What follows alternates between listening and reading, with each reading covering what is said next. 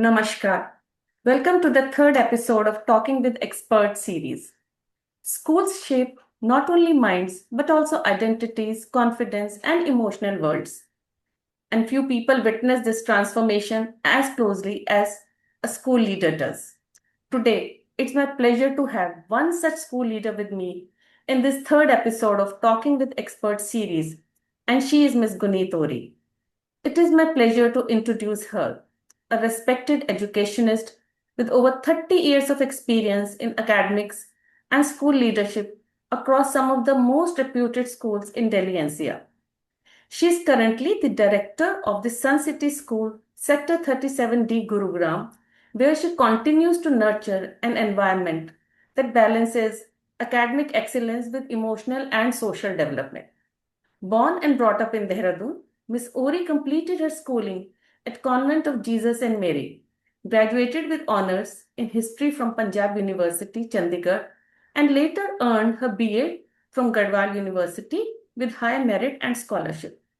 She began her career in 1986 as a social studies teacher and went on to serve in well-known institutions including DPS Vasant Kunj and Delhi Public School Sector 45 Gurugram, moving from teaching roles to leadership positions such as head of department and headmistress. Over the years, she has played a key role in building schools from the ground up, serving as founder principal of Sri Ram Global School Gurugram and later contributing significantly to the Ridge Valley School, including securing its CBSE affiliation and strengthening inclusive education initiatives. Since 2017, as the founder, principal, and now the director of the Suncity School, Sector 37D, she has helped establish the school as one of the progressive educational institutions in New Gurugram, emphasizing not just academic learning but also empathy, environmental awareness, and social responsibility. A passionate environmentalist and educator, she has collaborated with organizations such as TERI, WWF India, and the Delhi Jail Board, and has received several recognitions, including the Global Icon Award for Best Education and Principal in School Education in Gurugram in the year 2021. Her philosophy is beautifully reflected in a quote she deeply resonates with. Everybody is a genius, but if you judge a fish by its ability to climb a tree, it will live its whole life believing that it is stupid. And what a quote. A very warm welcome to you, Guneet ma'am. Thank you so much for having me over. Pleasure to be there. So, ma'am, when systems change, students change too, right? And perhaps the biggest shifts are not always visible in report cards, in the grades or the marks obtained by students.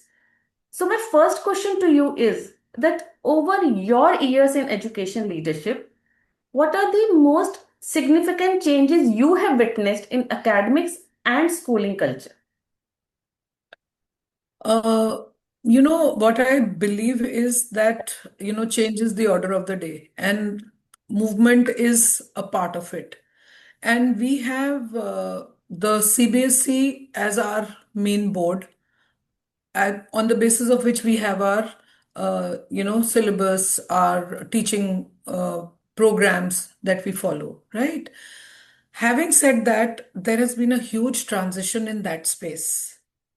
The most significant change that I have seen in my years from being a student to being a teacher and then to becoming a leader is the change for real life experience.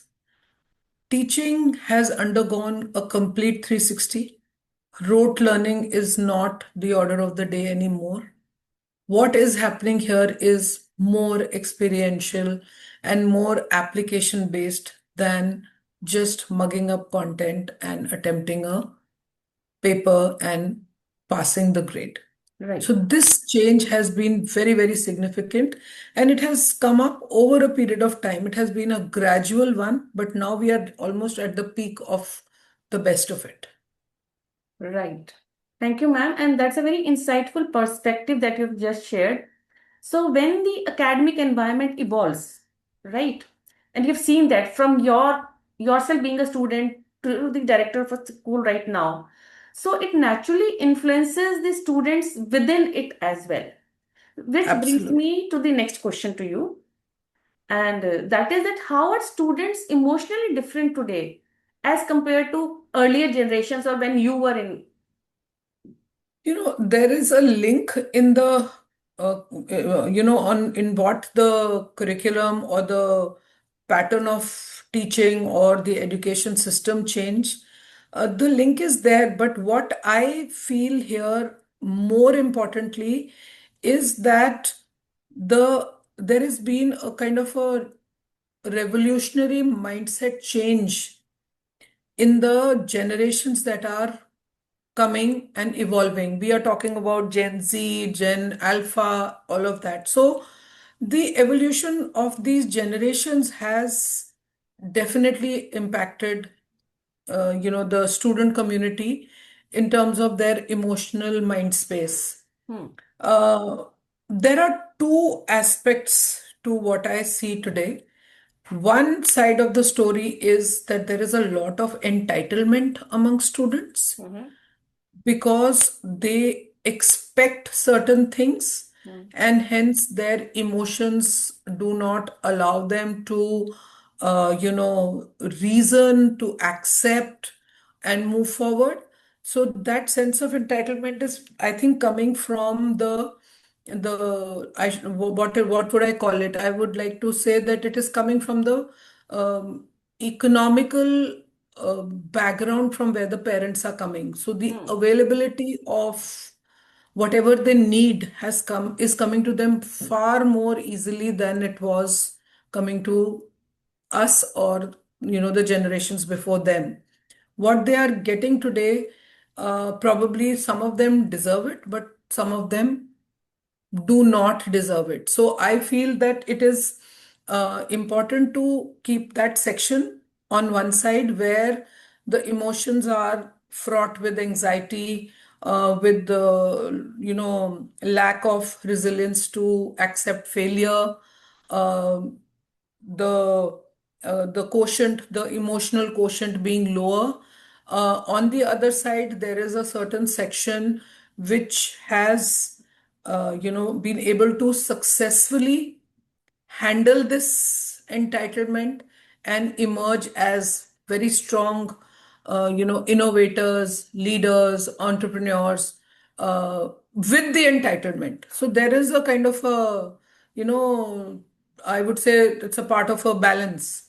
So we are sometimes here, sometimes here. Because what I've seen is, even though entitlement is there, some children have taken it in such a way that they've used it as an opportunity and a stepping stone to do very well for themselves, to encounter, the world outside.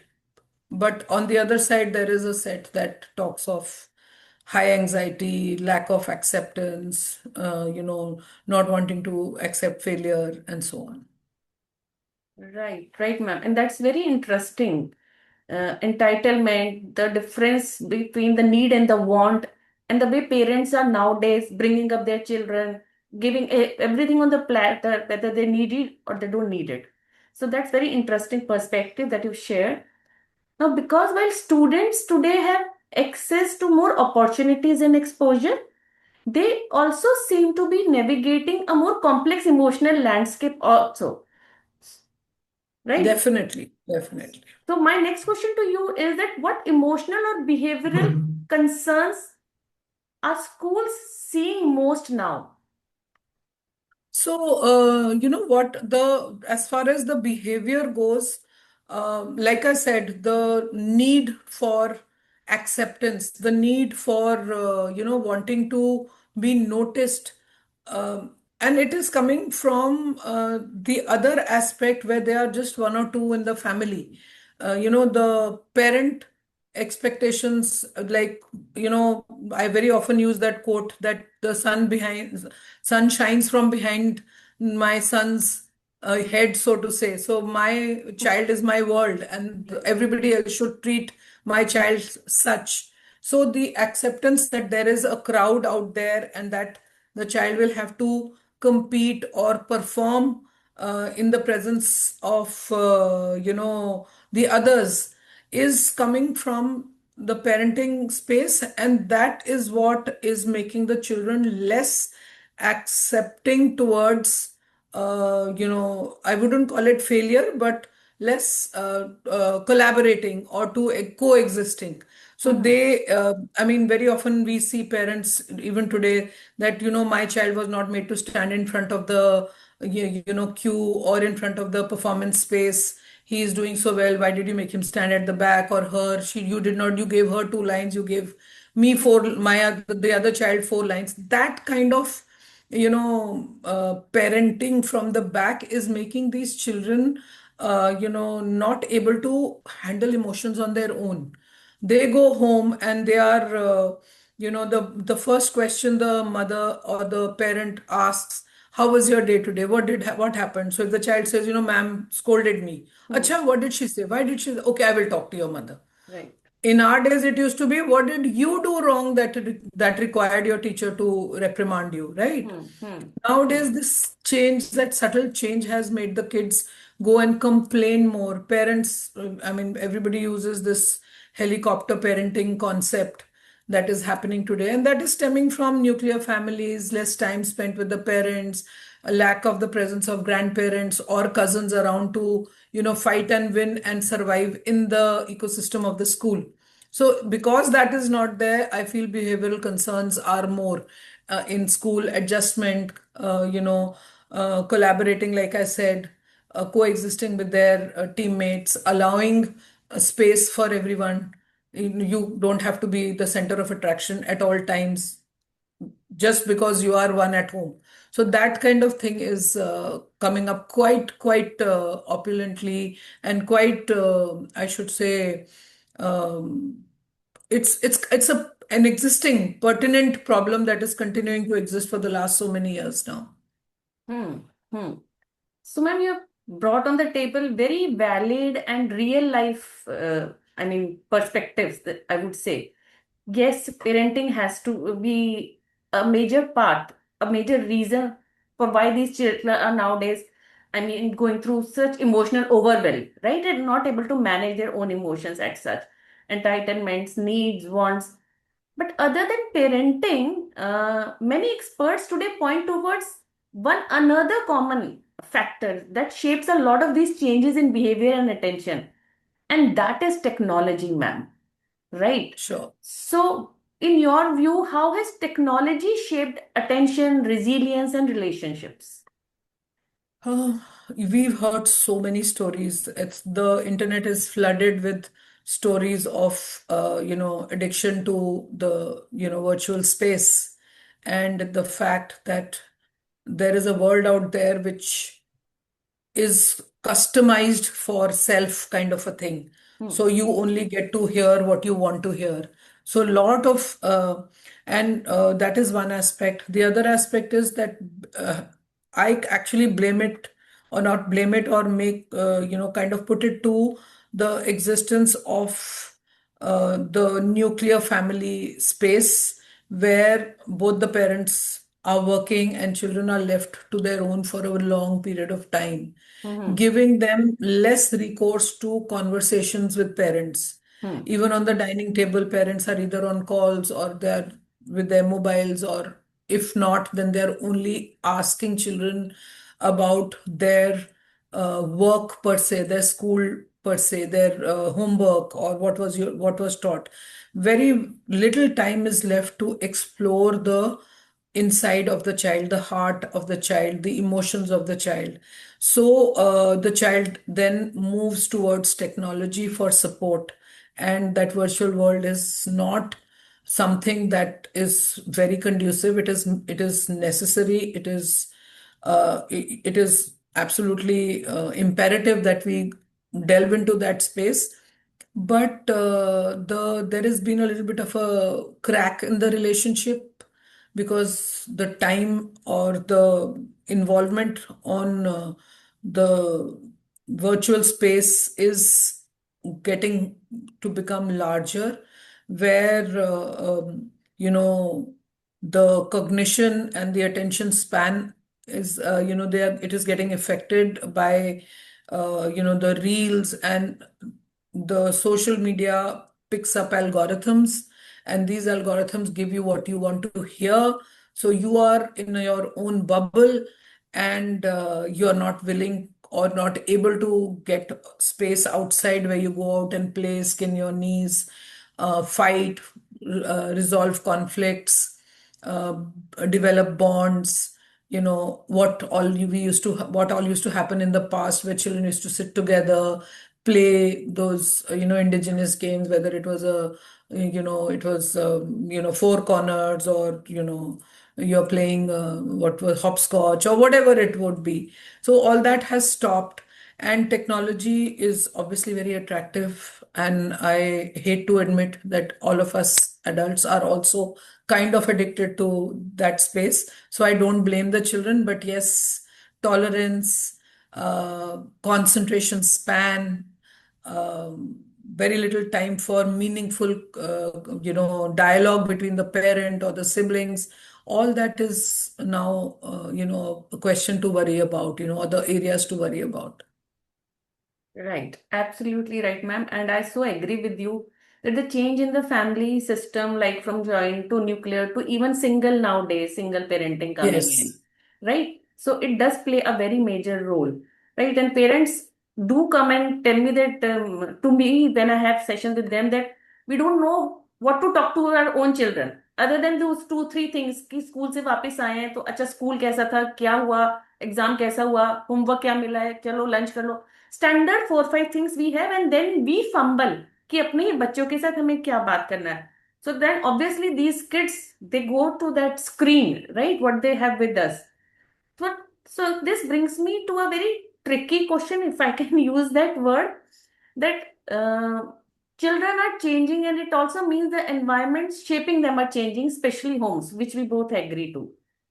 Right. But as we are just talking about the impact of technology, ma'am, so this brings to my mind a very, very pertinent thing. And I was so looking forward to ask one of the school leaders this question. And you being the one that I'm asking this question is that nowadays parents also feel that we are navigating a very different world from the one we grew up in. We didn't have technology or these screens with us, right? So agreed children are surrounded by screens and their gaming, their social media, these digital communication have become a part and parcel of their lives and more so post COVID. This exposure has increased significantly, right? So now parents often share that setting boundaries around this screen time has become one of the biggest struggles. They're struggling that how to set the boundaries and all of it. But at the same time, ma'am, even school communication has largely shifted to these platforms like WhatsApp messages and other digital channels. Earlier when I used to go to school, I remember we had a school diary जिसमें हमें homework भी उसी में note करना होता था. Any important communication we used to note down and a teacher used to sign underneath for the parents to know that this is the actual message that is there. But with the what to say this WhatsApp coming into our lives, we keep on receiving messages like late night messages are coming from school, early morning messages are coming from school. Sometimes the child has left the home and then the school is sending a message. I mean, or we receive a message at that time. So, from you being a school leader, I genuinely want to understand as a parent now that how can schools and parents work together to create a healthier balance between technology and mindful learning habits of children? How can This is, as you rightly said in the beginning, it's a very tricky space we are in. It's like we have it, and we don't have it. Both situations are not something that can happen anymore. Hmm. We can't go completely off technology. We can't go totally into technology, right?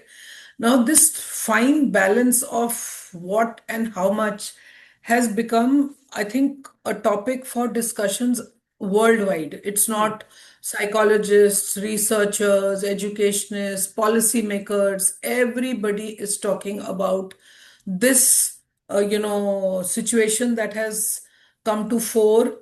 And because it is something like that never existed. So it is a new space where thoughts and ideas are being pulled into.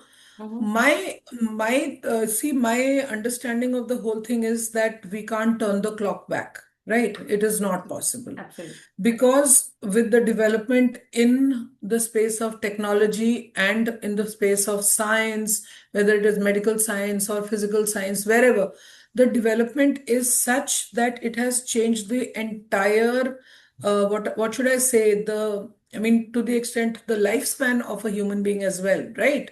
As basic as the health component, the aesthetic component, everything has kind of become, if used right, has become better. Hmm. The world is available at the click of a button, which is something that in the yesteryears we would have to go to the library, scourge into the sections of the racks and sections of the books to look for a reference book, go into and read the reference book, then write your essays and then produce an article. So Hmm. it was a very intensive kind of a process. Now everything is becoming simpler. And as I said, there is no going back, Hmm. because it's easy to accept things that are,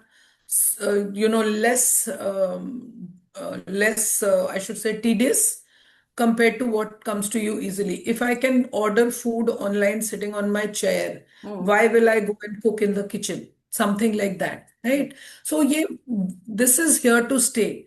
Now, the navigation from our side, I feel, is such that it has to be mindfully done. It has to be, very often I keep hearing from, children that, or the parents, I'm my child's friend. No, no, you're no friend. You don't have to be a friend. You Hmm. have to be probably a comrade. You have to be playing multiple roles. You may be friendly when they want a shoulder to vent or something, but there are certain rules, and I am very, very firmly in that space that rules are meant to be followed, and there is zero tolerance to rule breaking, so to say. So we, as parents, mindfully knowing that this space is like a dark hole which will suck their children in. They know it. Everybody knows it. If and they also know that a certain amount of knowledge and expertise is also a part of the deal. So it is for them to, because see, while they're in school, the technology is limited. There are no laptops in our school. There is no teaching happening on laptops. But yes, smart boards are being used. But that also is in a certain percentage of the 40-minute session that we have. Hmm. But at home, if I'll give you an example. When my children were younger, so every Monday in DPS they have what you call a unit test. Hmm. So every Monday they had to appear for a test, so the entire weekend would go into preparation. Right. So Fridays was what I would call a free day for them. So Hmm. they had captioned it as Friday being free day, which meant they can come to school. They don't have to change into their home clothes. They Hmm. can fool around because they hated changing. They could eat what they wanted, whether it was a Maggie or whether it was a chocolate or whatever. And they would decide whether they wanted to study that day or study on Saturday and Sunday and finish their course. So we had created a kind of a routine for them that Friday is a free day, do what you want. We are Hmm. sleep late, don't shower in the night, or whatever the case may be. So Hmm. that was something that was, the children had a reward sort of being in discipline through the week. And same happened for the languages. Like whenever the entire week they were told that there is a trunk here in the head which has a box with locks. There is one Hindi lock and there is one English lock. So if the trunk or the box is locked, I won't be able to understand what you're speaking if you're speaking in that language. So it Hmm. was like there were a lot of routines, but very interestingly, because of which the Fridays became the highlight of their week, and they respected it, they enjoyed it, and they Of course, it's not as if they didn't break rules during the rest of the week, but largely. So I feel parents should set boundaries, and screen time, if it is related to school work, Hmm. has to be kept in mind with the kind of work they are getting. So most schools like us, we assign work by the time also. That okay, this worksheet you have to finish, you can finish it within 30 minutes. So Hmm. make sure that your child follows that routine, and then make your child responsible for answering the teacher as to why you didn't do it.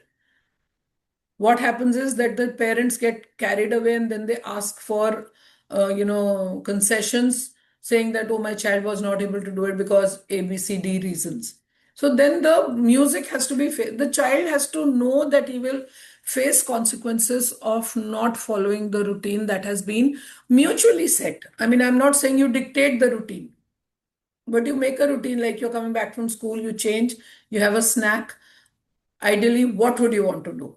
After your snack, would you want to go and play straight away? Would you want to rest for a while? Would you want to watch 15 minutes of your favorite program? Would you want to finish your homework? What? And then create a timeline or a timetable for them. Then they have to follow, because they have to, they have to invest in it. Right. If they Right. are, so if we involve, that's what see, life skills are taught that way. You give them the opportunity to create a routine and you get them the response, and then you have consequences. There is a reward and a consequence. You please give it to them. Out of 100 times, if you do it 80 times also, I feel the children will not get hooked to the screen. I feel that way. Right. Unfortunately, the busy schedules of the parents and the only two people or one parent being available kind of makes things very difficult. And I do understand both parents need to work and even should work. Why not? Absolutely. But then there has to be a balance that has to come about, at least in the formative ages where the foundations of the good and the not so good are formed. Right. So, ma'am, you are sharing some very valid nuggets, I would say. Right. So, what is coming to my mind is that partnership between school and the parents rather than pressure or blame game out there. So, and Right, if right. we think about this partnership, no, more deeply, it also leads us to another important thought, and that is that parents do not know how to create these boundaries, how to set limits, what are consequences. They only go up to negative consequences. They are not aware of the positive consequences as such, right? So, what I want to understand is that should schools also educate parents, like how to parent, and 100%. how should I that be wouldn't done? say educate parents. I should say that we should, believe in the concept of the existence of what we call a Trinity triangle. Okay, So the Trinity triangle has the student at the apex and the two stakeholders, parents and educators, as the base. So if absolutely. there is collaboration here Hmm, at the base, the child is going to get the same message from both sides. absolutely. The gap happens when the messages are mixed up. Hmm, So there has to be a very strong connect between the parent and the educator and the school philosophy and ethos. hmm, And that starts from being punctual, being punctual, being following the guidelines that the school has set in terms of uniform, in terms of discipline, in terms of leaves, I mean, everywhere and anywhere. I do understand that no parent, and I give them huge credit, honestly, with both of them working to navigate these traumatic, ever-changing, times, and having their children at this time, and also balancing out their home front and other expectations. I think kudos to the young parents today. They deserve every bit of, accolades that we can, give them. hmm, But I feel that uh, what is happening is that the belief that you have to have in the communication that is coming from the school and the belief of the school for the communication that is coming from the parent is not motivated by the feeling of being attacked. It should be considered as feedback. more than complaints. So in our school, we never give the child a punishment, it is a consequence. Mm-hmm. And we never criticize or give a negative review, we give feedback. So Hmm. the very fact that the terminology talks of it being neutral to a compliment or a criticism in itself should have the feeling of wanting to do the best for the child at the end of the day, and not a personal victory over what I want and what I have to give, Hmm. you know. So I mean, if I can give an example of a kind in this space, would be that if a teacher has written a comment in the diary for a child about, let's say, the child not wearing the proper school uniform. Hmm. Now it that is one basic thing that cannot and should never be ignored. Parents, the return is the dress was dirty, it was in the washing machine. Now, does it mean that there isn't another one? Does it mean that the child has not been empowered by the parent to remind the parent to get the cleaning done? Does it mean that the child or the parent are not in sync with the timetable? What is it? So I feel that if we are if I have sent my child to a school, I have thoughtfully taken admission. I believe in the vision, philosophy, etc. of the school, and I resonate with it. That is why I have sent my child there. I have every right to connect with the educator or the school for feedback, for suggestions, not for complaints all the time. Because at the end of the day, the school also does not want to have unhappy parents and children. And the parent also does not want the child to go to a school where their child is unhappy. So it's a win-win for both. Hmm. But we have to understand the human angle in the whole process. There is a slip between the cup and the lip, always. A possibility is there. So let's value the human and develop a relationship which values the human person that the person is, values his time, values his or her constraints, values his or her contributions, whether positive or negative, and values the overall development of the child. At the top of it is that the child, if a teacher tells a child that you will pack your bag every day so that you bring your books to school as per the timetable and not carry a heavy bag, it should be taken in that spirit by the parent as well. And if the parent is asking the school that, you have given additional homework and the child has been sitting on the table for more than 2 hours or 3 hours, can be reduced. It should be, reciprocal and open to communication and understanding. Then only the system works. That is the Right. relationship that we feel should be there. And the child should know that the child has to respect his educators as much as he respects his parents. So it Right. begins from, if you are Right. respecting your parents, you will not slam, shout, scream, and same will be the case with the educators. And same for the educators, if you expect your own child, to do A, B, C, D things, then only expect the child that is under your care to do those A, B, C, D things. You can't Right. have double Right. standards. So I feel Absolutely. that. Absolutely. So, ma'am, you have been talking a lot about, and very rightly so, about the relationship and the partnership between school and the parents. That is a must to have. So, what really want to understand is that other than PTMs, what are different occasions you as a school leader create in your school for parents to come and be a part of those things, where they can, like, parents can also understand the perspective of the school, the teachers, and then both, as you mentioned, the child is here, the school and parents are here. How can these two evolve together is like what all can be done is.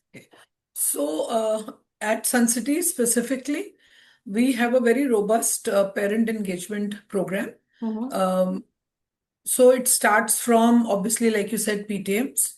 Then we have what we call a parent volunteer program, Okay. where we send out a mail this is primarily for the early years, where we ask the parent to volunteer to become a teacher for the day.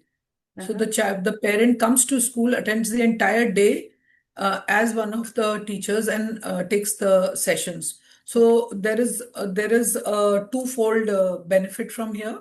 One is that the parent sees in real time what and how teaching is happening, Mm-hmm. and at the same time understands that how two teachers dealing with 20 kids is not a task that is as simple as it is understood. Hmm.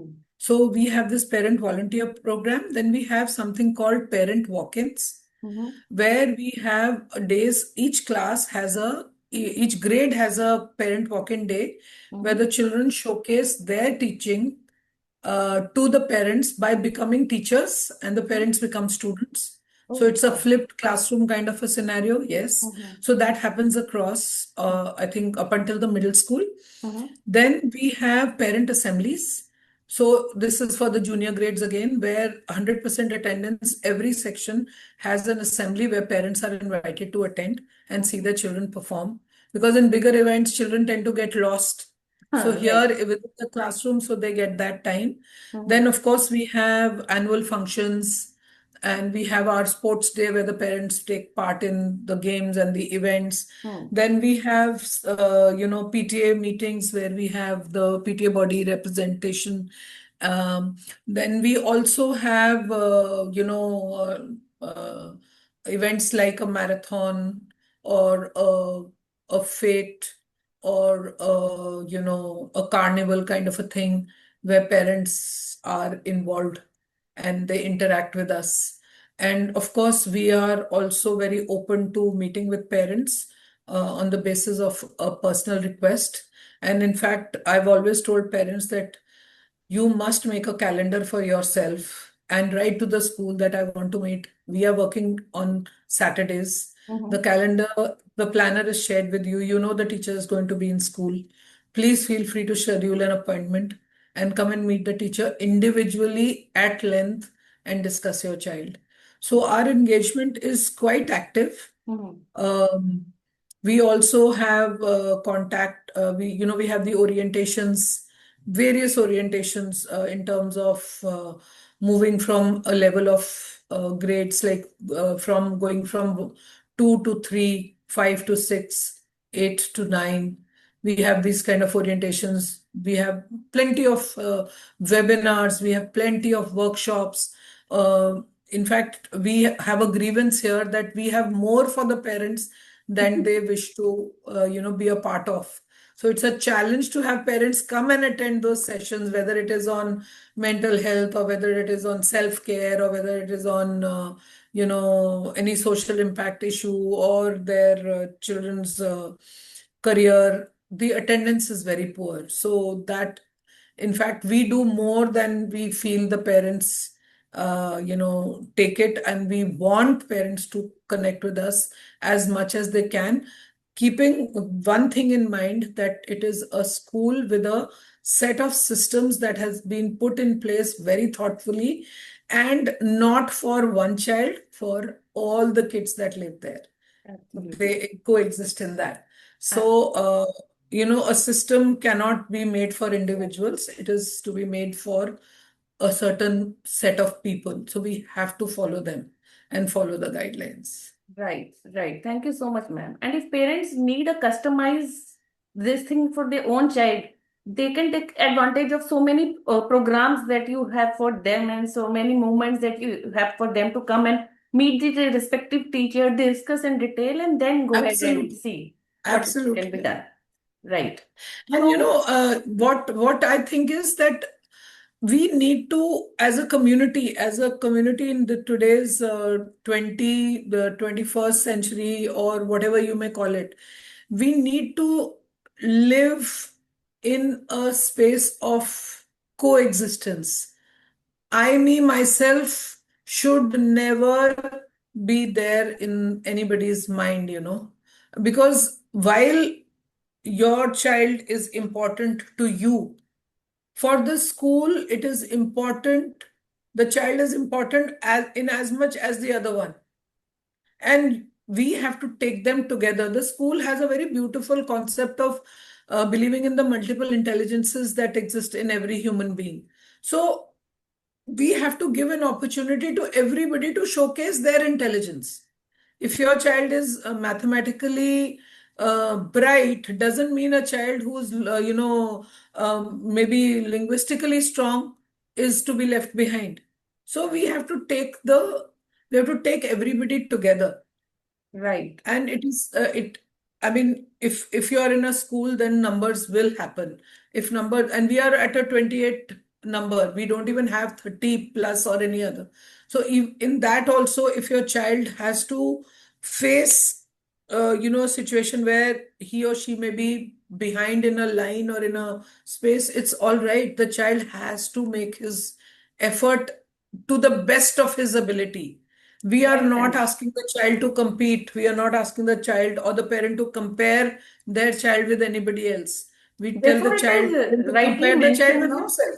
Therefore, it is Yeah, rightly mentioned that it takes a village to raise a child, right? It cannot be done single-handedly. That's the biggest myth. absolutely.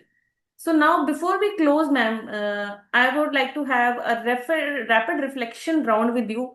Quick questioning and quick responses from your end. So no thoughts, no overthinking. Just shoot whatever comes to your mind for that. So one word for students today. Exceptionally bright and smart. Very, very smart. Right. Marks or mindset? Mindset more than marks. Strict or emotionally available teacher? I should say a fine balance. I wouldn't use the word strict, I would use the word firm. Right, right. Yeah, firm. So one parenting habit that needs to change. Allow the children to skin their knees, hurt themselves, and then rise. So they will Right. learn the value of hard work or obstacles that come their way. And one life skill every child must learn. Communication, I feel, because through communication you can pick up everything. All other skills can come through communication. Right. And one message for parents. Well, one message, if I have to give, I would say that we do not know what is going to happen tomorrow. The world is a very uncertain place that we are in, and our children are at such a juncture where there is information overload, there is tradition versus modernity, there is freedom versus restriction. Parents don't know where to restrict, children don't know where to stop. So it's a very, very turbulent phase that they are in. So my one request or my one word to the parents is to develop resilience in their children. A Mhm. resilient child will be able to navigate the changes, the uncertainties that exist today. Because the numbers that we have in our country, and obviously when they're outside in the world, is humongous. The number is staggering. And if you have to make your space or your place in that humongous crowd, then you need to be resilient. There is no Right. other way. There is Right. no second, option. So thank you so much, Guneet ma'am, for sharing such thoughtful insights and experiences with us today. Most welcome. Most Conversations welcome. like these remind us that education is not just about academic achievement, but about nurturing emotionally strong, compassionate, and capable human beings. And to everyone who is listening to this episode of Talking with Expert, thank you for watching and being a part of this conversation. If this discussion resonated with you, do share it with fellow parents, educators, or anyone who cares deeply about the future of our children. Do subscribe to the channel for more such meaningful conversations with experts who help us reflect, rethink, and move towards healthier and more mindful ways of living. So, until the next episode, take care and keep nurturing the mind, the heart, and the human spirit. Thank you so much.